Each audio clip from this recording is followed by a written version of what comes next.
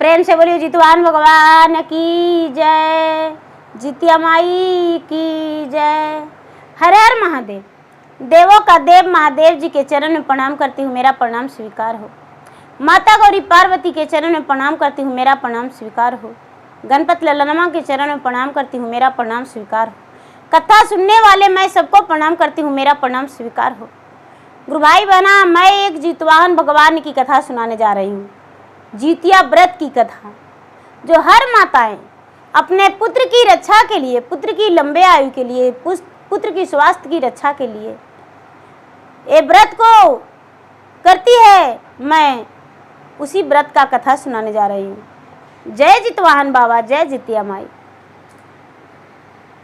गुरु भाई बहना, एक राज्य में एक राजा थे और एक रानी। राजा साहब की जो रानी थी वो गर्भवती थी। राजा साहब रानी को गर्भवती जानकर बड़े खुश थे। एक दिन बीतता था तो राजा को लगता था कि चलो एक दिन बीत गया। धीरे धीरे 9वां महीना बीता। रानी बहुत सुंदर स्वभाव की थी, बहुत सुशील थी। राजा रानी से अपने बहुत प्यार करते थे। धीरे धीरे 9वां महीना बीता। 9वां महीना के बाद रानी का औद्र से एक कन्या जन्म लिया। रानी का औद्र से एक कन्या जन्म लिया और कन्या को जन्म लेते ही रानी का देहांत हो गया। राजा बड़े सगमा में पड़ गए और राजा अपने रानी का बांह धर के बहुत रोने लगे। अपने पुत्री का गोद में ले लिए, लेकिन रानी का चेहरा देखकर रोने लगे। गांव वाला आए, राजा को संभाले और रानी को ले जाकर अग्नि संस्कार करवाए।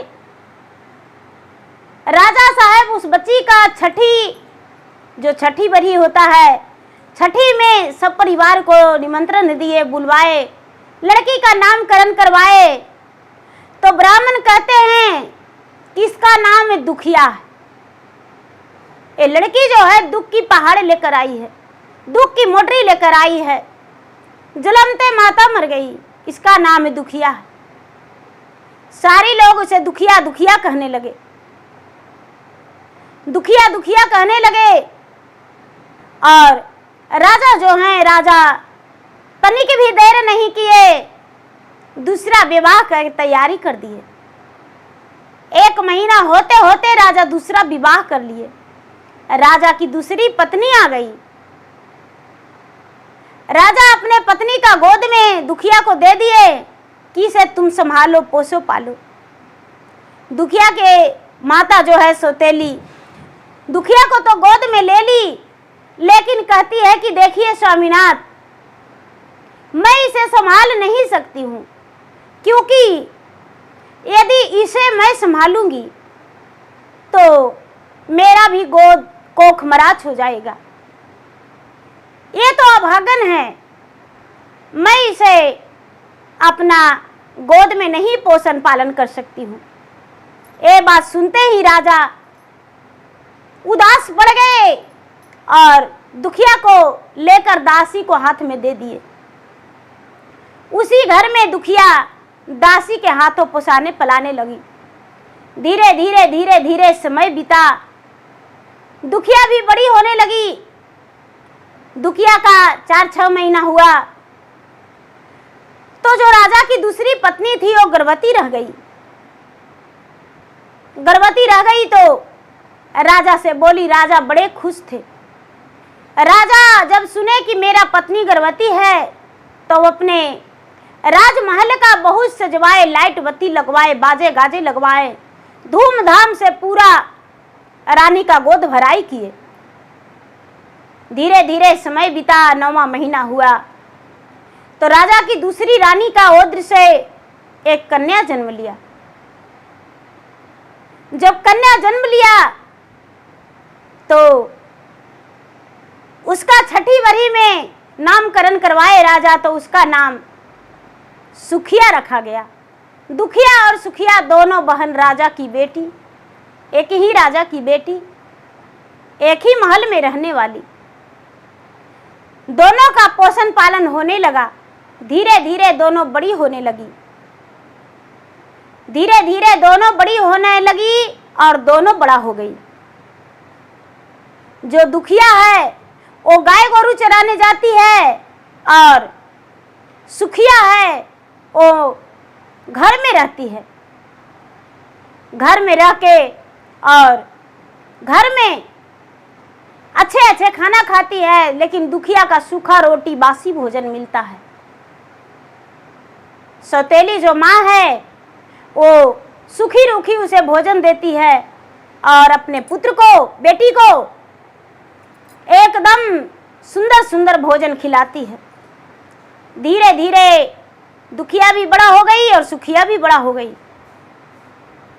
जब दोनों बहनें बड़ा हो गई तो गांव का लोग राजा को रास्ता भी चलने नहीं देने लगे। राजा साहब, आपका बेटी दुखिया बहुत बड़ा हो गई, शादी का योग हो गई। राजा साहब भी लोगों का बात सुनकर सर झुका लेने लगे। रास्ता चलना भी मुश्किल हो गया था राजा का। राजा आप सोचते हैं कि विवाह का योग तो सच में हो गई है, ब्याह तो करना पड़ेगा, पिता का धर्म निभाना पड़ेगा। राजा साहब उसका ब्याह का तैयारी करने लगे। रानी से बोले। रानी कहती है कि हाँ, उसका ब्याह कर दीजिए। एक गरीब घराना में अंधा लंगड़ा लड़का हो तो उससे ब्याह कर दीजिए। राजा साहब ब्याह करने के लिए नाई और ब्राह्मण को रिश्ता ढूंढने के लिए बुलवाए। नौआ और ब्राह्मण राजा के घर में आए। कहते हैं कि भाग जागता है, तो नाई और ब्राह्मण दोनों घर आते हैं, क्योंकि जब मंडप गड़ाता है तभी नौआ का और ब्राह्मण का खोज होता है। नौआ और ब्राह्मण दोनों आए। दोनों राजा के बेटी के लिए रिश्ता जब ढूंढने जाने लगे, दुखिया के लिए, तो रानी कहती है कि राजा साहब, मेरे सुखिया भी बड़ी हो गई है, दोनों का विवाह एक के दिन होगा।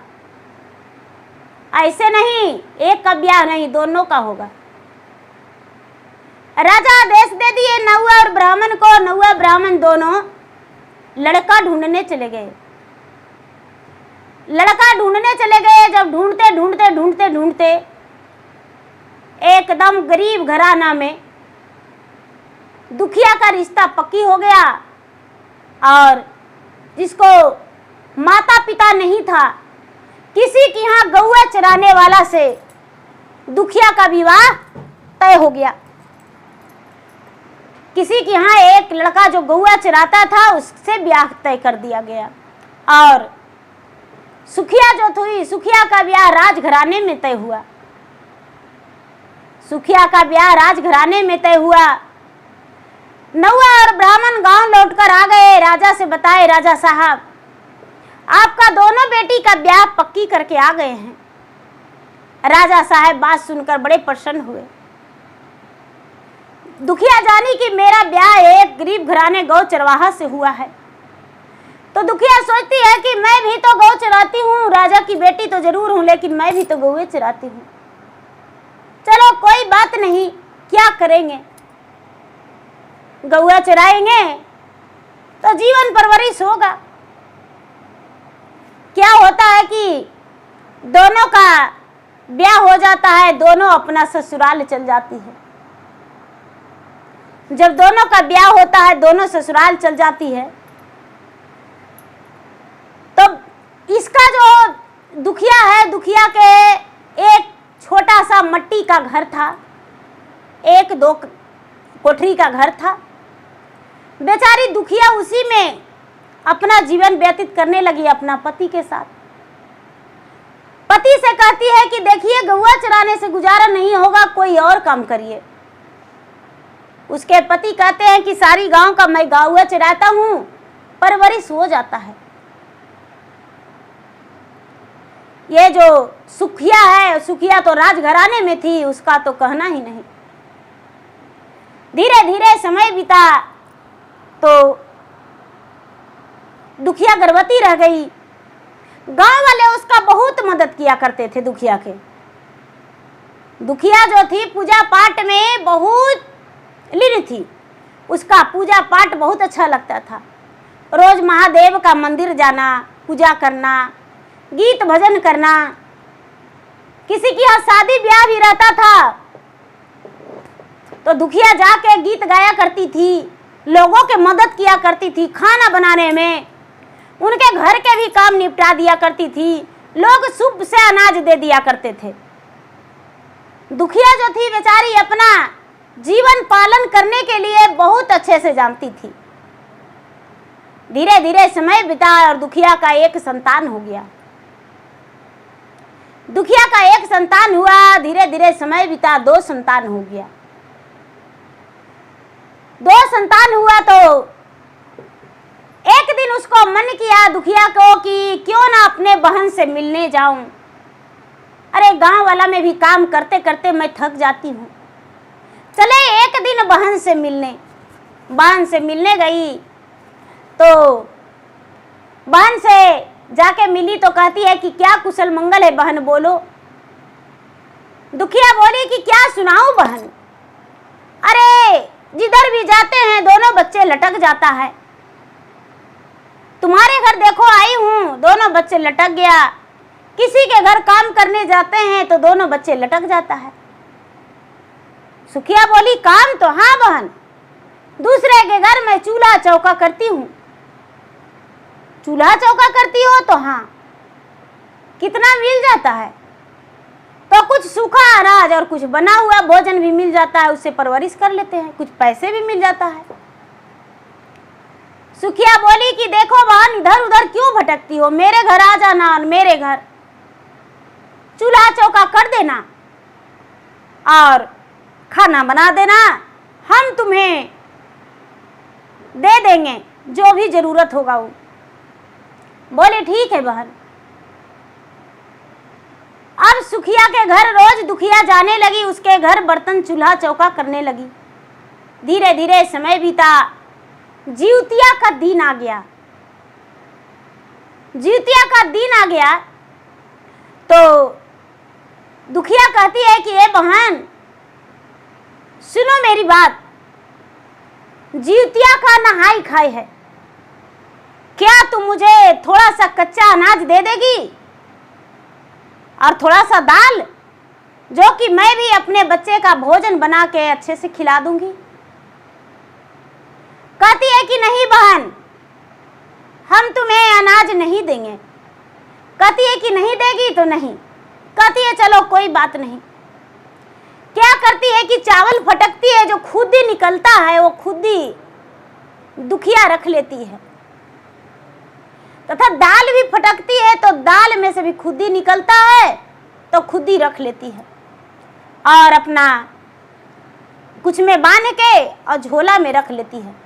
साग जो बनाती है तो साग में अच्छा अच्छा साग बना देती है और जो डंडा होता है मोटा मोटा जो हो जाता है, जो फेंक देते हैं, वो रख लेती है।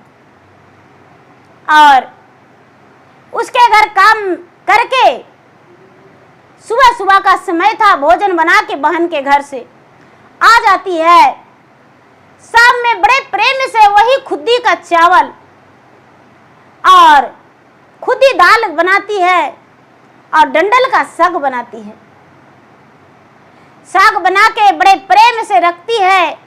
शाम का समय एक बूढ़ी माता दरवाजा खटखटाते हैं।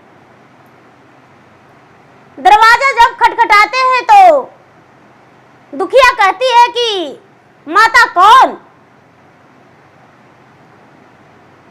अंदर से बाहर से बूढ़ी माता बोले कि बेटी दरवाजा खोलो, मैं एक बूढ़ी माता हूँ। जाके दुखिया दरवाजा खोली। कहते हैं माता की बेटी अंधेरिया रात है, दिखाई नहीं देता है, क्या मुझे रात में रहने देगी? दुखिया बोली कि क्यों नहीं माता, चलिए मेरे घर चलिए। जब आए तो कहते हैं कि बेटी खाने में क्या बनाई हो? दुखिया बोली माता मैं तो खुदी चावल का भात बनाई हूँ और खुदी का दाल बनाई हूँ और डंडल का साग, साग का डंटे का साग, क्या आप खाएंगे? माता कहते हैं कि भला भिखारिन तो कुछ भी खा लेती है रूखी सूखी, क्यों नहीं खाऊंगी? मैं तुम्हारे घर अवश्य ही खा के जाऊंगी। जो दुखिया है वो दुखिया बड़े प्रेम से माता को खिला देती है और माता को जिस बिस्तर पे अपने सोती थी उस पर सुला दी और अपने टूटी चटाई पर सो गई। जब आधी रात हुआ माता को पैर दबा दी और आधी रात हुआ तो माता कहते हैं कि बेटी मुझे बहुत कस के स्वच्छ लगा है। दुखिया बोली माता जी कोई बात नहीं, इतना बड़ा मेरा आंगन है, कोई बात नहीं, एक कोना में कर लीजिए। नहीं बेटी तुम्हारे घर मैं कैसे? नहीं माता जी आप कर लीजिए, मैं सवेरे फेंक दूंगी। अरे बेटी कल तो जिउतिया व्रत करेगी, कल वही गंदगी साफ करेगी, क्या होगा माता जी? मुझे तो लगता है कि मेरे घर में आप पूरे उम्र भर रह जाते तो मैं आपकी सेवा करती। एक दिन क्या, आप मेरे घर पूरा उम्र भर रह जाइए, क्या दिक्कत है? मैं आपकी बेटी नहीं हूं। माता बोली कि बेटी तुम्हारा बोली कितना मीठी है, कोयल की तरह, कितनी अच्छी बोलती हो। इतना कह के और बूढ़ी माता जो हैं, बूढ़ी माता उसके घर में स्वच्छ कर लेते हैं। उसके बाद पानी छू के और कहते हैं कि बेटी मैं हाथ कहाँ पोंछूं? दुखिया बोली मेरा बाल बहुत बड़ा बड़ा है माता, मेरे बाल में पोंछ लीजिए। माता बाल में हाथ पोंछ लिए। सवेरा हुआ तो दुखिया देखती है कि अरे माता तो है ही नहीं। आंगन में जाके देखती है, एक कुदाल ले जाकर कि फेंक देंगे तो सोना था, पूरा सोना था। ले जाके दुखिया अपने घर में छिपा के उसे रख दी और शाम के समय में सब सखी के साथ नदी में स्नान करने गई दुखिया। तो जब दुखिया स्नान करने गई तो बाल में साबुन शैम्पू लगाती है और बाल धोती है तो खाली उसका बाल से सोना झर रहा है।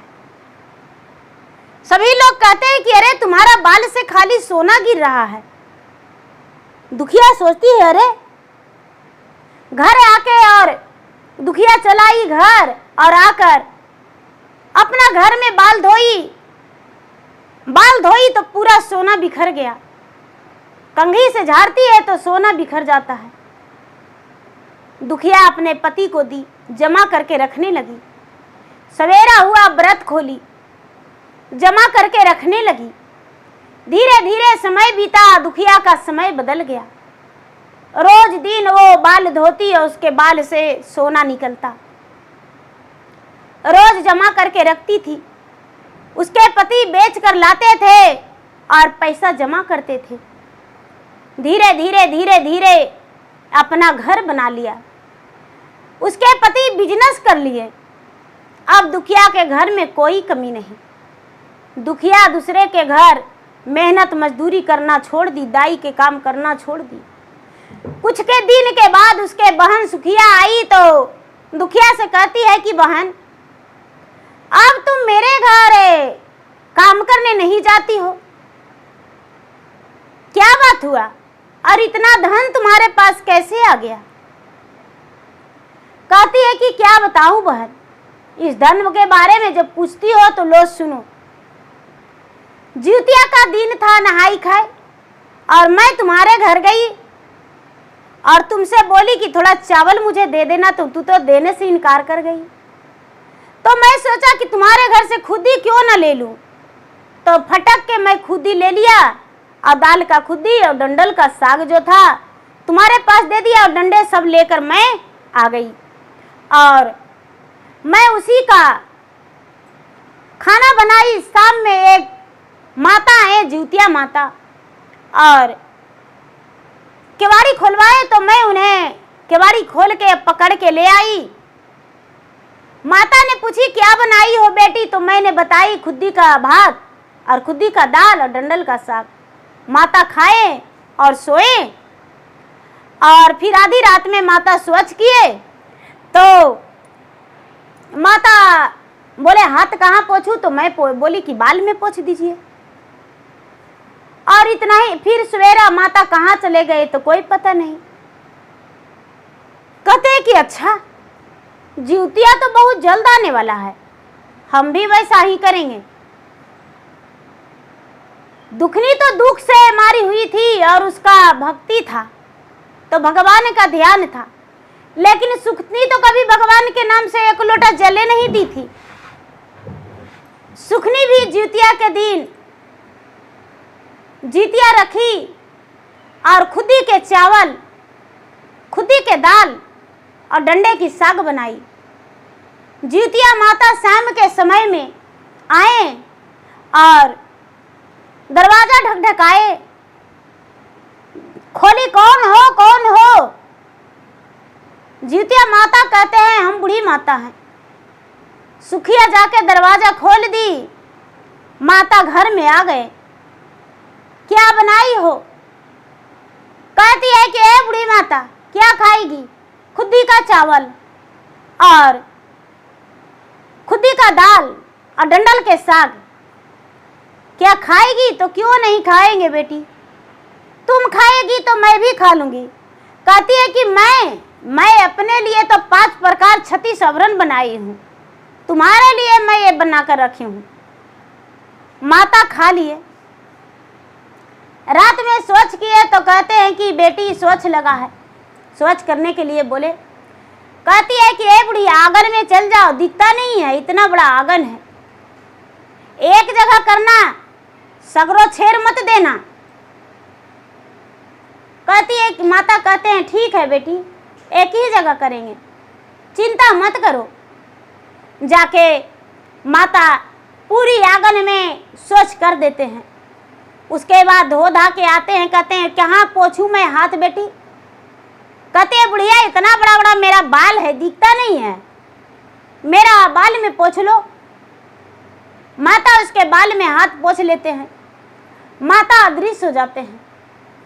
सवेरे सुखिया जाती है आंगन में तो देखती है पूरा आंगन में स्वच्छ किया हुआ है। पूरा उसका घर जो है बदबू मार रहा है, पूरा बदबू मार रहा है, रहा नहीं जा रहा है। उसके सास ननद सारी परिवार गुस्से नाराज हो गए हैं।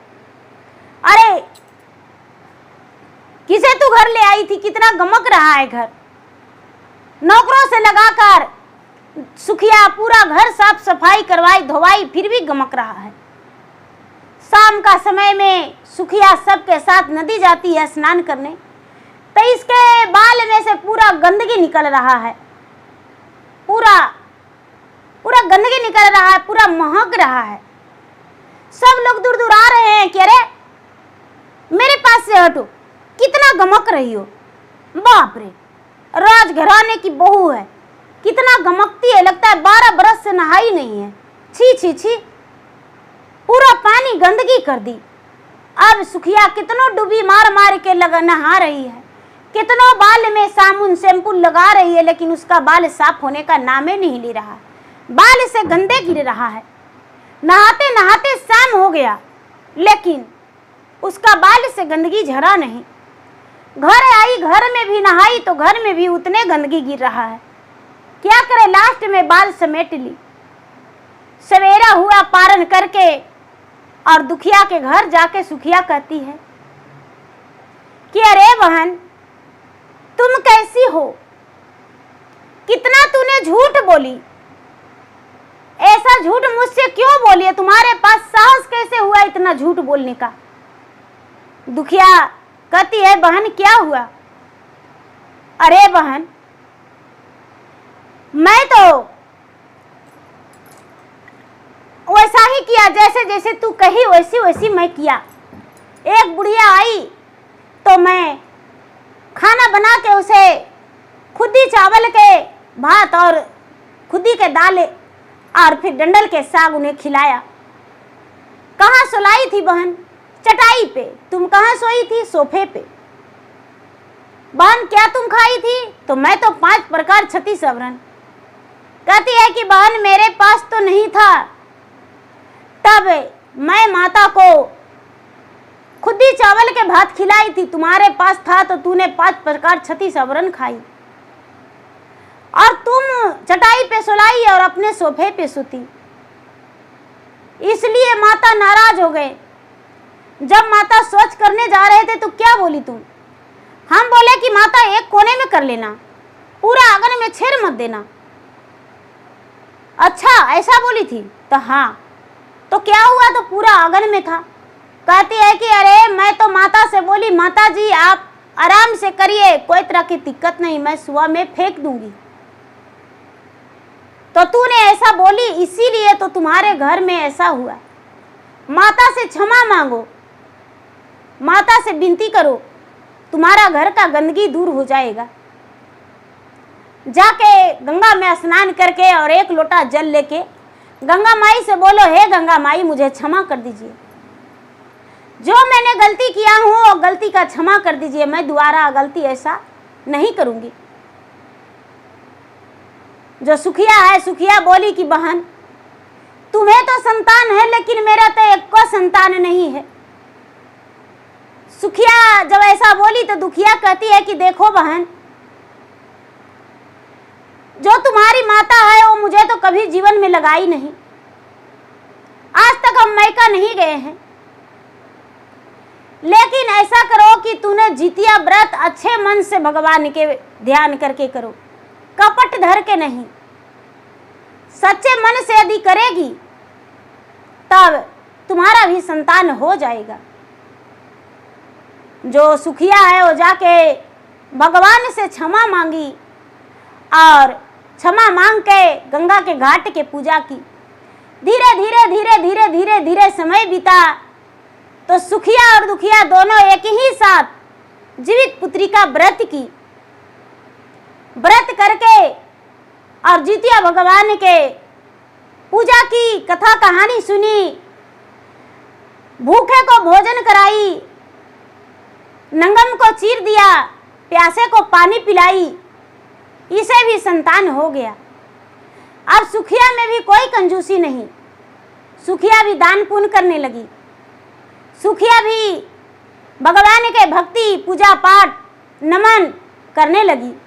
धीरे धीरे समय बीता तो सुखिया का भी 1 संतान, 2 संतान, 3 संतान, 5 पुत्र हो गया धीरे धीरे, और दुखिया के भी 7 पुत्र हुआ। धीरे धीरे समय बीता तो दुखिया अपना बेटा के बियाह कर दिया, घर में बहू आ गई, पोता पोती सब हो गया। सुखिया के भी बेटा बेटी, पोता पोती सब कुछ से घर बन गया। वही माता जो थी दुखिया को भी अपना बेटी मानने लगी और कलेजे का टुकड़ा समझने लगी। वही पिता दुखिया को भी मानने लगे और उसे भी प्यार करने लगे। धीरे धीरे समय बीता, सब ठीक हो गया, सब सुखी जीवन बिताने लगे। छोटे मोटे हाथिया बड़ा गुनाया गर लाल, बड़ा गुनाया गर लाल, से हथे आया ए तन जीत, बहनयाला बिलवा लाल, से हथे आया ए तन जीत, बहनयाला बिलवा लाल, घरे घरे जितवाहन बाबा, दे तनया शिष्या लाल, घरे घरे जितवाहन बाबा, दे तनया शिष्या लाल, अचरा पसारी खाड़ा, बलका के मैया लाल, बलका के मैया लाल, देहुना जितवाहन बाबा, बरमुखया शिष्या लाल, देहुना जितवाहन बाबा, भरमुखया शिष्या लाल, मंगिया में देह जितवाहन, मंग के सेंदूरवा लाल, मंग के सेंदूरवा लाल, गोदिया में देह जितवाहन जटाधर बालकवा लाल जटाधर बालकवा लाल नदिया रवे जितवाहन मुड़ना करई वो लाल नदिया रवे जितवाहन बजना बाजय वो लाल नदिया रे जितवाहन नेटुआ नाचय वो लाल नदिया रे जितवाहन हमना करई वो लाल नदिया रे जितवाहन पूजा पाठ करे वो लाल नदिया रे जितवाहन पूजा पाठ करे वो लाल। जय जितवाहन बाबा, जय जितिया माई।